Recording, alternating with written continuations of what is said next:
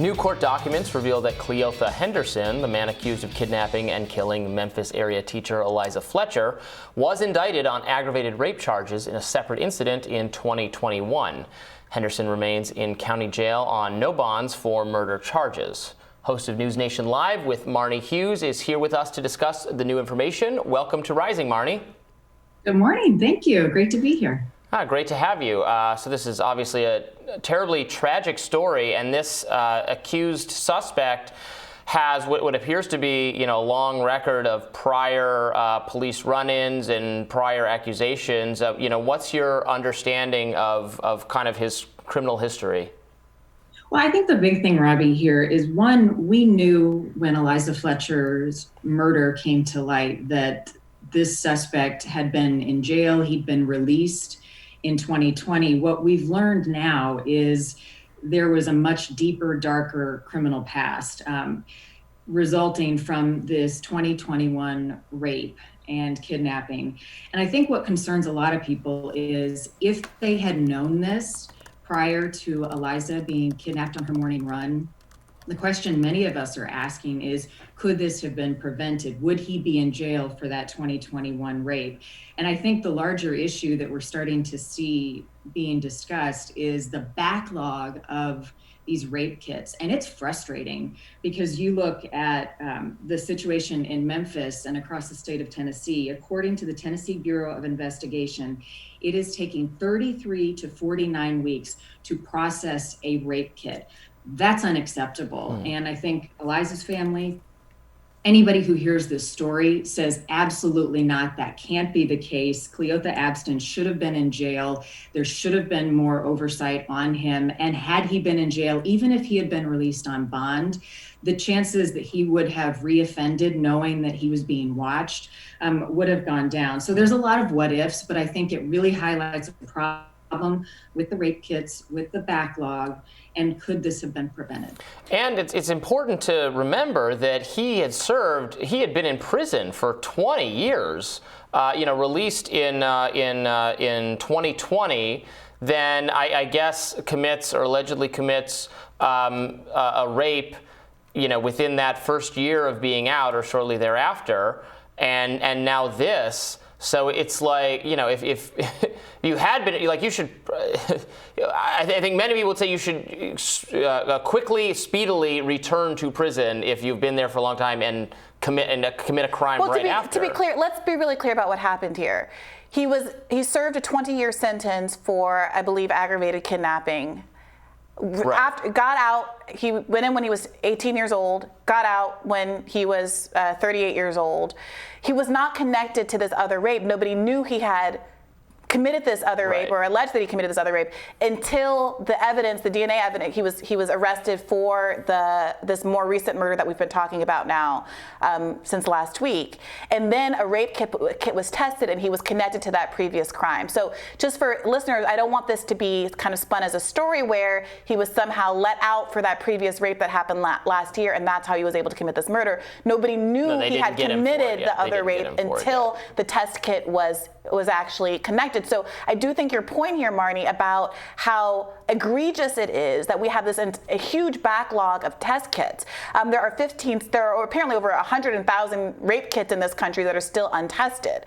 And it is quite criminal, it seems to me, that funding is not being diverted to doing something like this, which actually results in people solving crimes and potentially preventing future crimes from happening, as opposed to some of the other resources to which criminal justice funds are targeted with much less useful results.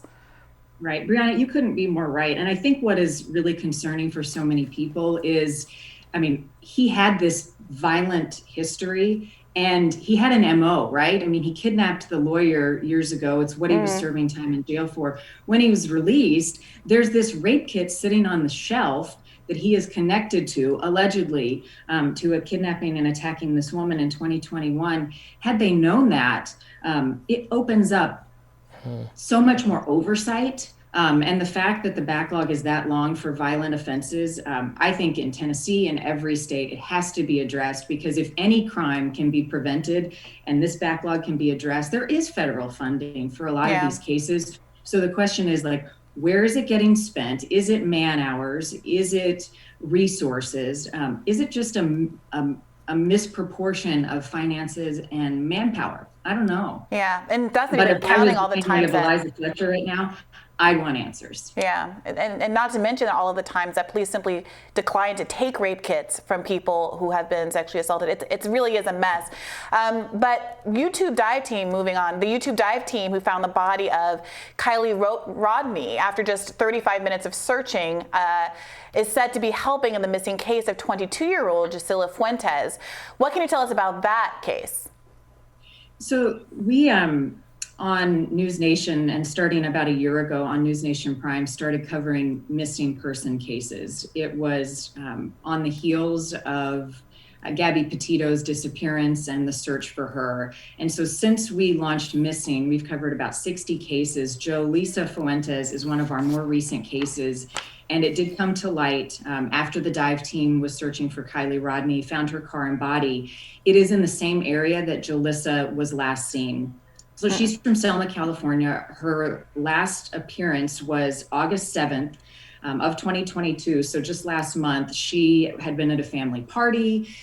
People said that they had witnessed her in an argument with a friend or a member of the family at that party. Police haven't confirmed that yet. But what is so peculiar about her case is she's seen at about 4:00 in the morning at an AM/PM convenience store. She buys a cigar. She walks out and is caught on surveillance video. She gets into her silver car, a Hyundai Accent, and she drives in one direction, which is presumably the direction home for her. Then she is seen switching back and driving in the opposite direction, and then she's never been seen since. Her phone was pinged about 40 miles away, and that is where the dive team came in. So there's two kind of bodies of water there. There's Avocado Lake and there's Pine Flat Lake. They've searched both and they've come up with nothing. What stands out to me in this case, I mean, the parents are desperate for answers, and in every single one of the cases we cover, that is the case. I mean, you think if your family member, your loved one goes missing, you'll go to the ends of the earth to try and find them and understand what happened. So they have enlisted the help of police, the sheriff's department there. A lot of families in these cases hire private investigators. What stood out to me is police say they have no evidence of criminal activity. There's no sign that there was something strange that had happened other than the fact that people know her and say this is completely unlike her. So they are treating it as a criminal investigation. There's a $15,000 reward right now. And I listened to some interviews with her father, Joey, and they are just heartbroken. She FaceTimed her sister the night of her disappearance twice, but her sister was sleeping at the time and missed both of those FaceTimes. So right now it is a complete mystery where she is, but the pressure is on from law enforcement, from the family, to try to reach out to the public in that area, keep an eye out for her and spread the word. I think the biggest thing in these cases is keeping them in the headlines, because the longer these people are missing, people stop talking about it, and these families need help. And so that's sort of where we feel like we have a place and a voice to come in and offer some assistance. This is a sad one, though. She's 22 years old.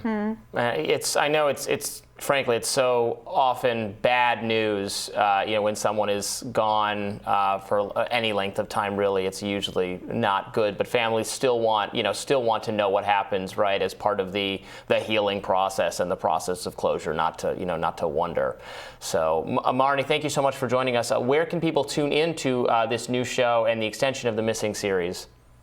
So starting Monday, September 19th, it's going to be a bit of a culture shock for me. I'm getting up early. The alarm's going to go off. So I'll be on from 9 to 11 a.m. Central. That's 10 to noon for all of you folks on the East Coast. And Missing will continue to air on Wednesday nights during our rush hour show. And then it will also air and have a place on the NewsNation live show in the morning. And we'll continue to talk to law enforcement and get family members on that are connected to these cases and try to find the answers and the closure that you talk about.